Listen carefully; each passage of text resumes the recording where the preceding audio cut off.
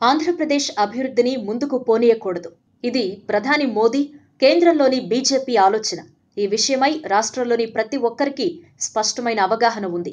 ఎవరు సహకరించినా సహకరించుకున్నా రాష్ట్రంలోని ఏ వర్గం కూడా ఇబ్బంది పడకూడదు. అందరూ ఆనందంగా జీవించాలి. ఇది ముఖ్యమంత్రి చంద్రబాబు లక్ష్యం. అందుకే ఆర్టీసీ కార్మికులకు ఇంక్రిమెంట్లు, ఉద్యోగులకు వేతన సవరణలు, వీఆర్ఓలకు వేతనం పెంపు, హోంగార్డులకు పెరిగిన గౌరవ వేతనం, తాజాగా అంగన్వాడీలకు పారితోషికం పెంపు, ఇలా అన్ని వర్గాలకు ముఖ్యమంత్రి చంద్రబాబు వరాల వర్షం కురిపిస్తున్నారు. వారి జీవితాలు సంతోషంగా గడిచేలా వేతనాలు పెంచుతున్నారు. తాజాగా రాష్ట్రంలోని అంగన్వాడీ టీచర్లు, ఆయాలపై ముఖ్యమంత్రి చంద్రబాబు వరాల వర్షం కురిపించారు. ఆ టీచర్ల జీతాలను 7,000 రూపాయల నుంచి 10,500 రూపాయలకి పెంచారు. ఆయాలకు 4,500 నుంచి 6,000కు వేతనం పెంచారు. అంగన్వాడీ టీచర్లకు తమ ప్రభుత్వం అధికారంలోకి వచ్చేసరికి కేవలం 4,200 జీతం ఉండేదని, దాన్ని గతంలో 7,000 చేశామని, ఇప్పుడు దాన్ని 10,500కు పెంచామని చంద్రబాబు వెల్లడించారు. పిల్లలను చక్కగా చూసుకునే అంగన్వాడీలకు భద్రత కల్పించేందుకు ఆర్థిక కష్టాలు ఉన్నా ఈ నిర్ణయం తీసుకున్నామన్నారు. ఈ నిర్ణయంతో 305 కోట్ల అదనపు భారం రాష్ట్ర ప్రభుత్వంపై పడుతుందన్నారు.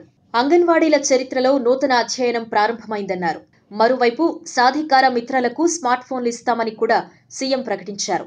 సెల్ ఫోన్ బిల్లు విషయంలో కూడా ఇబ్బంది పడక్కర్లేదని, నెల నెలా ప్రభుత్వమే బిల్లు చెల్లిస్తుందన్నారు. ఒక్కో సాధికార మిత్రకు కేటాయించిన 35 కుటుంబాల్లో 100% సంతృప్తి ఉండేలా పనిచేయాలని పిలుపునిచ్చారు. 5 కోట్ల మంది సంతృప్తిగా ఉండేందుకు, సమస్యల పరిష్కారం జరిగేందుకు సాధికార మిత్రలు సేవాభావంతో పనిచేస్తున్నారు. రాష్ట్రంలో మొత్తం 1.42 కోట్ల కుటుంబాలున్నాయి. ప్రతి 35 కుటుంబాలకు ఒక సాధికార మిత్రను నియమించాం. ప్రతి సాధికార మిత్ర తన పరిధిలోని కుటుంబాలకు ప్రభుత్వ పథకాలు అందుతున్నాయో లేదో చూసి అన్ని అందేలా సాయం చేయాలి. ఎక్కడా ఎవరికీ ఇబ్బంది లేకుండా చేయటం వారి పవిత్ర బాధ్యత అని చంద్రబాబు అన్నారు. రాష్ట్రంలో 90% ప్రజలు సంతృప్తిగా ఉండేలా చేయటమే తన లక్ష్యమని, అందుకోసం 5 లక్షల మంది సాధికార మిత్రుల సైన్యం తనతో ఉందని తెలిపారు.